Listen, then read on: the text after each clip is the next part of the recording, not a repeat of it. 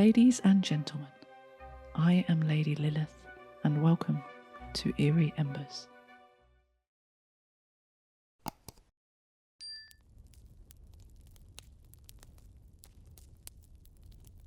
The Ghosts of Arundel Castle. Legend has it that nearly every castle scattered across the wind-swept hills and mist-shrouded valleys of the United Kingdom harbours at least one ghost, a restless soul condemned to wander its cold, shadowy corridors for eternity. But none are as teeming with supernatural activity as the ancestral stronghold of the Dukes of Norfolk, the foreboding and majestic Arundel Castle. Perched ominously in the heart of Sussex, this imposing fortress is a masterpiece of medieval architecture, its towering walls and ancient battlements echoing with the whispers of the past. Though the castle, as it stands today, dates back to the 19th century, its roots burrow deep into the earth, entwined with the remnants of a far older structure, a structure whose spectral inhabitants refuse to be forgotten. For it is beneath the surface of this grand estate, amid the forgotten ruins and the crumbling foundations, that the true hauntings dwell. The very stones of Arundel Castle seem to pulse with an ancient, malicious energy, drawing forth spirits long since departed, yet never at peace. These restless apparitions, bound by some unseen force, roam the castle grounds, their mournful wails and ethereal forms glimpsed only by those brave or foolish enough to seek them out.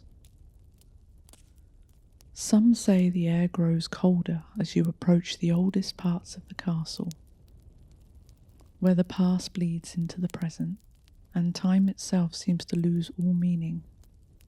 Here, in the darkness of forgotten chambers, and beneath the weight of centuries-old stone, the ghosts of Arundel Castle wait, eternally trapped in a liminal space between this world and the next, forever tethered to the place they once called home.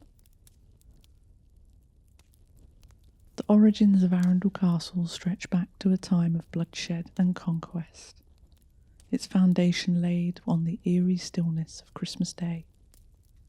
In the year 1067 CE, it was born in the shadow of William the Conqueror's victory, its walls raised against the chill of a medieval winter that seemed to whisper of the dark deeds yet to come. In those distant days, Empress Matilda, known to some as Tilda, found temporary refuge within the castle's cold stone embrace. As she plotted her treacherous journey to claim the British throne, her presence left a lingering darkness in the halls, as if the very stones absorbed the ambition and turmoil that surrounded her. It is said that her restless spirit never truly left, forever tied to a fate she sought and the blood she spilled to pursue it. Following the death of the first lord of the castle, William de Aubigny, the indomitable Henry II took hold of Arundel. He poured vast amounts of time and treasure into reconstructing the castle, transforming it into a formidable fortress that would stand as a symbol of his reign. The echoes of his commands still resonate through the ancient corridors, a phantom ruler overseeing his eternal domain. But it was under the reign of Richard the Lionheart, the crusading king, that the castle's grandeur truly reached its zenith. Richard held court in its lofty throne room, his presence fierce and untamed as the lion that symbolized his rule. The throne room, once filled with the glamour of knights and the murmur of royal decrees, now lay silent. Yet there are those who claim to hear the faint echoes of his voice, commanding from beyond the grave. As centuries passed, the castle's imposing gates were flung open to the public, and the ghosts of Arundel began to stir. Visitors speak of sudden chills and the unmistakable feeling of being watched by unseen eyes. The apparitions of long-dead rulers, nobles and soldiers have been spotted in the twilight hours, their spectral forms wandering through the grand halls and forgotten chambers. Since Arundel Castle opened its ancient doors as a museum, it has become a haven not just for history enthusiasts, but for something far more eerie. Dozens of spectral figures have been seen gliding through its shadowed corridors, witnessed by both staff and visitors alike. These apparitions, once the castle's inhabitants, seem unwilling, or perhaps unable, to leave the place they once called home. Among these restless souls there are 4 who stand apart, their presence more vivid, more palpable than the others. These spirits do not merely linger in the shadows, they make their presence known with a chilling certainty, revealing themselves as they please. Each one carries a story etched into the very walls of the castle, a tale of sorrow, power, or unfinished business that binds them to this world. Visitors speak of fleeting glimpses, a figure vanishing around a corner, a cold hand brushing their arm, or a mournful face staring back from the shadows. The staff, seasoned by years of working within these haunted halls, know better than to dismiss these sightings as mere imagination. They've learnt to coexist with the castle's spectral residents, understanding that these 4 restless spirits are much a part of the Arundel story, as the dukes and the kings who once ruled within its walls. Among the many spirits said to haunt Arundel Castle, none are as notorious or as active as the ghost of the first Earl of Arundel.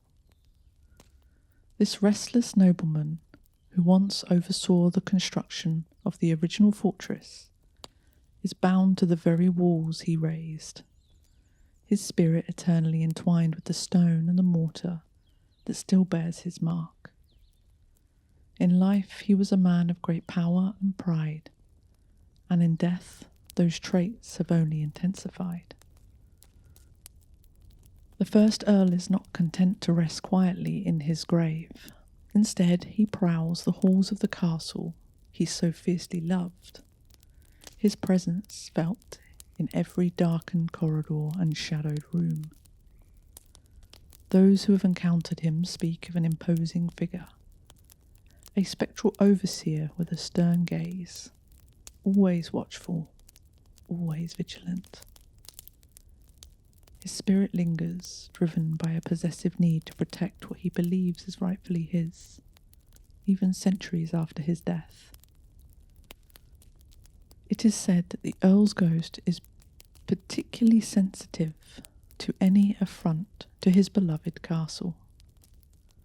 Should he witness anything he deems offensive, be it the disrespect from a visitor, careless behaviour from the staff, or changes to the castle's cherished structure, he does not hesitate to make his displeasure known. The temperature may drop suddenly, objects may move of their own accord, and loud, inexplainable noises may echo through the halls, sending shivers down the spine of anyone nearby. But the Earl's anger does not stop at mere discomfort. There are moments, accidents have been known to occur. Lights flicker, heavy objects topple, and doors slam shut with a force that rattles the very foundations of the castle. These disturbances are his way of asserting dominance, a ghostly reminder that even in death, the first Earl of Arundel remains the true master of his castle. No castle in England would be complete without a tale of love and tragic loss, a haunting born from the depths of despair. Arundel Castle is no exception, its walls holding the sorrowful echoes of a young woman whose heartache was too great to bear. The story, whispered through the ages, tells of a time early in the castle's long history when a beautiful young woman became entangled in a love affair that would ultimately seal her doom. Her heart, once full of hope and dreams, was shattered when the romance did not unfold as she had longed for. Consumed by grief so profound it felt as though her very soul was being torn apart, she made a fateful decision. With tears streaming down her face, she ascended to the top of the tower, the highest point of the castle, where the wind howled and the world seemed so far below. In that moment of utter despair, she cast one last tearful glance at the life she was leaving behind and threw herself from the tower's heights. Her promising young life was abruptly ended as she plummeted to the cold, unforgiving ground far below. The tragedy of her final moments was so intense, so filled with anguish, that it appears to have left a psychic scar upon the very stones of the castle, a lingering shadow of her despair that refuses to fade with time. To this day, those who visit the High Honours Tower speak of a sorrowful presence that haunts the stairs. The figure of a young woman, her face streaked with ghostly tears, is often seen climbing slowly upward as if retracing her steps from that long ago day. But just as she reaches the top, where her life ended in a desperate act of hopelessness, she vanishes into thin air, as if reliving her tragic fate over and over again. Some say the air grows colder as you approach the tower, and an overwhelming sadness hangs in the atmosphere, as if the very stones are mourning the lost life of a young woman. Her ghost is a poignant reminder of the dangers of love unfulfilled, a spectral presence forever bound to the tower that witnessed her final, tragic act. A third ghost that roams the ancient halls of Arundel Castle is the enigmatic figure known simply as the Blue Man. This spectral entity has become one of the castle's most recognised apparitions. Named for the distinctive bright blue tunic he wears as he drifts through the shadow corridors, a vivid splash of colour against the dim, time-worn stones. The Blue Man is believed to have been a local cavalier in service to King Charles I, a man whose life was deeply entwined with the tumultuous era of the English Civil War. His presence in the castle has been recorded for centuries, with the earliest sightings dating back to the 1630s.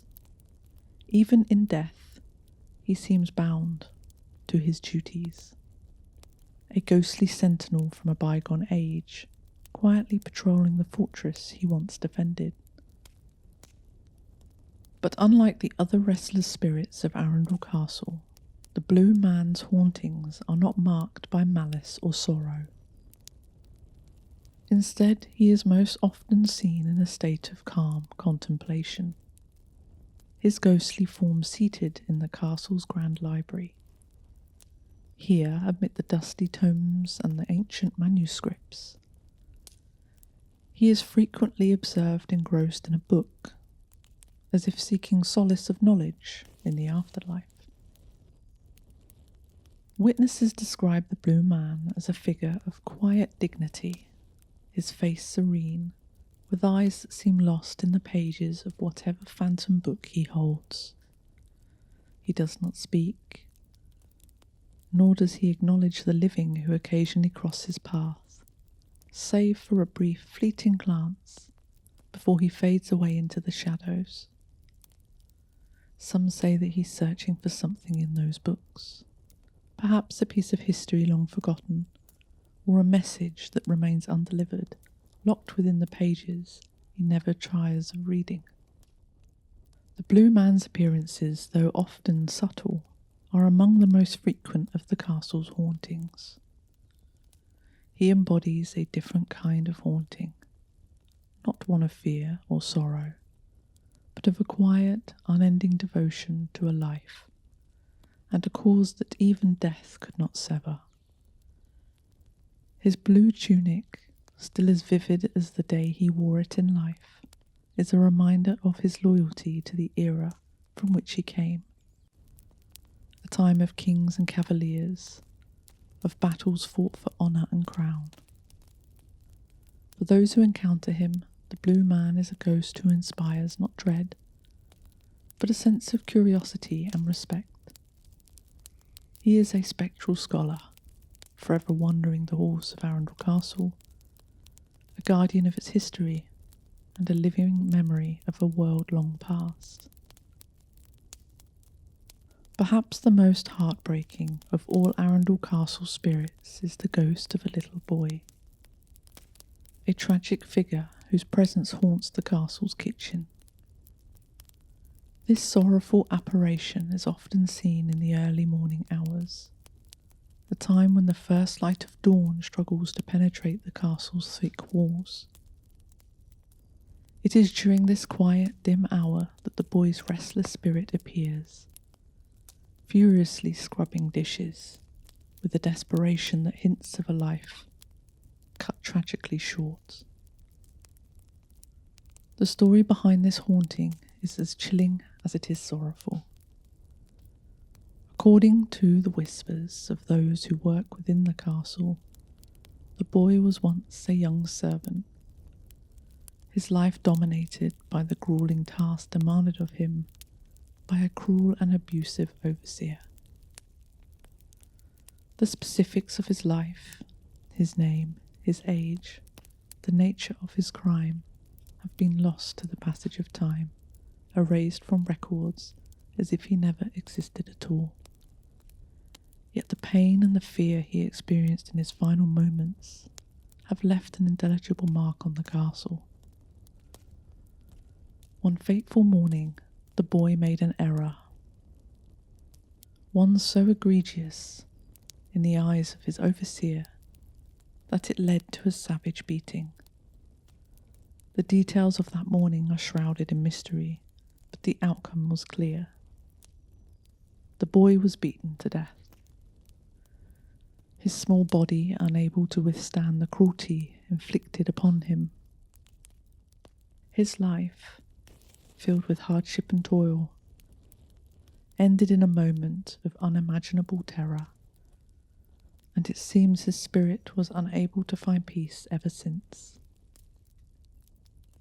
Those who have encountered the boy's ghost describe a scene that is as pitiful as it is haunting.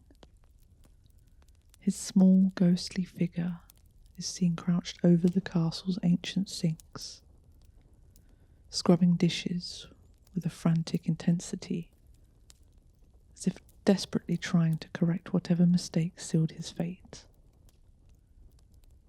His face is often contorted with fear, his ghostly hands working in vain to escape the punishment that claimed his life so long ago. Despite the centuries that have passed, the boy's spirit remains trapped in this tragic loop, reliving the final moments of his life over and over again. The kitchen, once a place of warmth and substance, becomes the site of sorrow in the early hours, the air thick with the lingering despair of a child who was never allowed to grow up. For those who witness the boy's ghosts, the experience is deeply unsettling. A reminder of the darker side of history, where the lives of the innocent were sometimes so brutally snuffed out by those in power. The castle staff speak of him with a mix of sadness and reverence, acknowledging the presence of a lost soul who continues to wander, his story reduced to a spectral echo that refuses to be forgotten.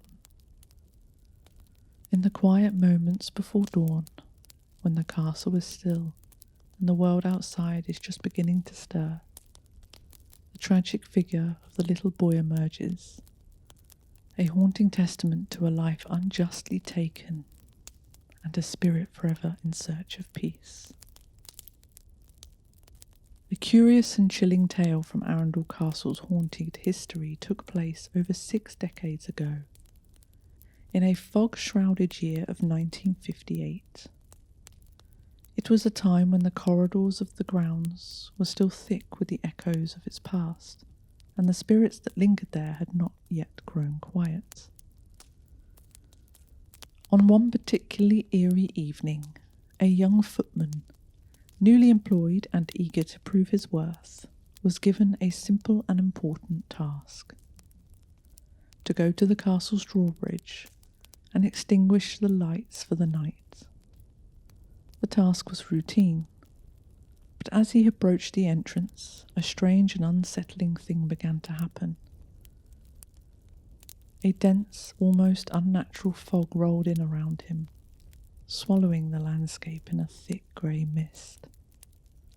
The air grew heavy, and a sense of unease began to creep into the footman's mind.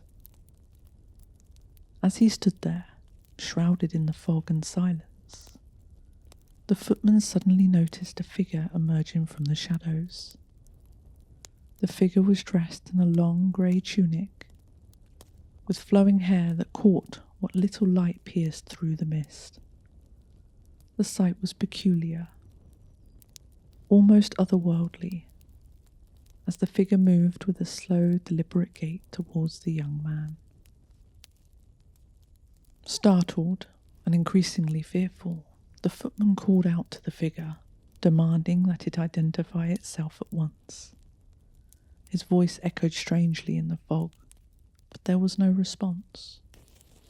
The figure continued to advance, silent and unyielding, its features obscured by the dense mist that swirled around them. Panic began to set in as the footman repeated his demands, this time threatening to call the authorities if the figure did not stop. But the figure remained eerily silent, its approach steady and unnerving. The footman's heart raced, his fear growing with each step the figure took towards him. It was though time had slowed, and every instinct screamed at him to flee, yet his feet felt rooted to the spot. Just as the figure was nearly upon him, something unexplainable happened. The mysterious figure, so solid and menacing just moments before, suddenly vanished into thin air, dissolving into the fog as if it had never been there at all. The young footman was left standing alone in the mist, trembling and filled with terror that would haunt him for years to come. The experience left the footman deeply shaken, his courage tested by a force he could neither understand nor explain. The story of his encounter spread quickly through the castle, adding yet another layer to the rich tapestry of ghostly legends that surround Arundel. To this day, the identity of the lone figure remains a mystery. Whether it was a spirit from the castle's distant past, or a manifestation of something darker, no one can say for sure. But the tale serves as a stark reminder that at Arundel Castle, the line between the living and dead is sometimes perilously thin. Today, Arundel Castle no longer serves as the grand residence of the Dukes of Norfolk or any member of the nobility. Instead, it has become a living monument to centuries of history. Its ancient halls and grand chambers now open to the public. Visitors from all over the world are welcome daily to explore the castle's rich past, to walk through its storied rooms, and to imagine the lives of those who once dwelled within its mighty walls. But Arundel is more than just a historical site. It's a place where the past refuses to fade, where the echoes of old lives still resonate through the stone. As you wander through the castle and the town, admiring its medieval architecture and century-old artifacts, you may find yourself not entirely alone. The spirits that have long called Arundel home are still said to linger, making their presence known to those who are fortunate, or perhaps unfortunate, enough to encounter them. Whether it's the watchful gaze of the first Earl, the sorrowful ascent of the young woman in the High Horner's Tower, the contemplative figure of the Blue Man, or the tragic boy in the kitchen, the ghosts of Arundel Castle continue to weave their tales into the fabric of the castle. If you are lucky, or perhaps a little unlucky, one of these many phantoms may appear to say hello, reminding you that in Arundel, history is never far away. It's just beneath the surface, waiting to emerge from the shadows. Thank you for listening.